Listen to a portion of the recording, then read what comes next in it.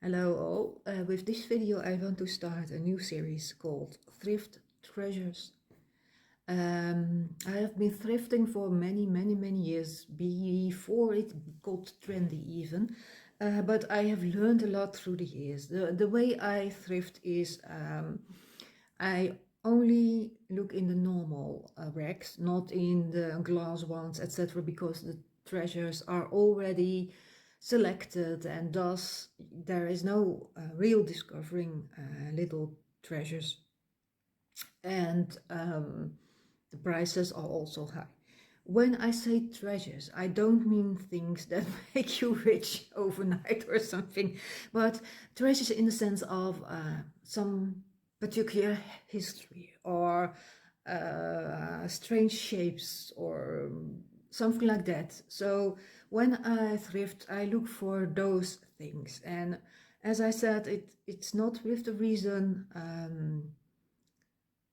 for worth or money, but more their story. When I'm looking around, it's something has to speak to me. And I know there is Google Lens nowadays, and I see a lot of people using it. But as I said, I'm not really shopping for worth or something like that. So what I mostly do is buy something, especially for a nice little price, because I don't want to spend too much money. Then when I'm home, I am using Google Ads. So to get to know it a little bit better. And a lot of times it's nothing special, but I thought I might share some of the more interesting items with you, with little stories. I have the information of the internet, but I used several sources to make a short story about it. And well, let's start with the first one, and let's see if I can film it a little bit nicely, so I can show you the details. Well, I had to figure out a completely new way from filming. I'm using my phone standard in reverse, backwards, etc. I get a little view of what you are seeing. So hello. And the image is a little bit covered, but I will do. And it's most important that you will get a good look at this one. This is one of my more recent acquisitions.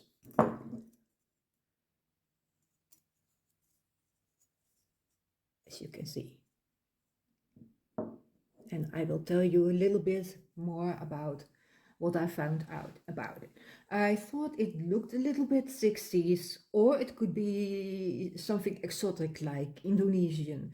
There was a brand under it, but it was faded, and it could be anything. Something like handmade was maybe visible, but I will get back to you on that.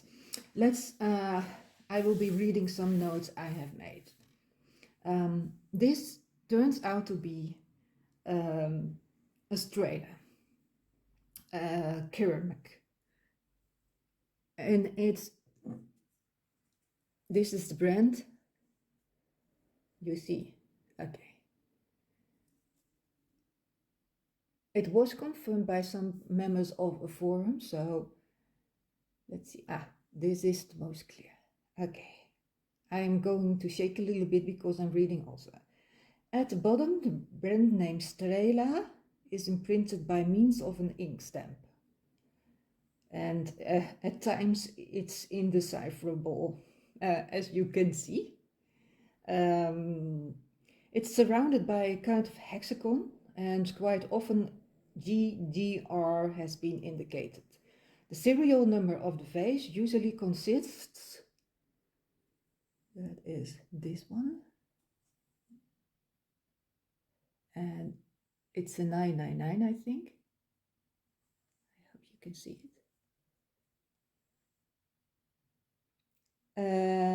And it's also printed at the bottom, and they seldom did a sticker on their produce. But I joked about these numerals with Pim. I said it could also be very funny. I know. Now they definitely are nice. Okay, let's put it into nice view again. Let's tell you a little bit more about the company.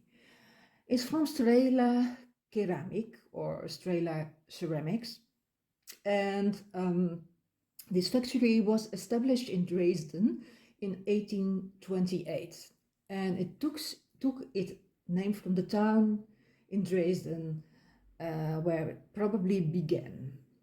There are some different opinions about that. Okay.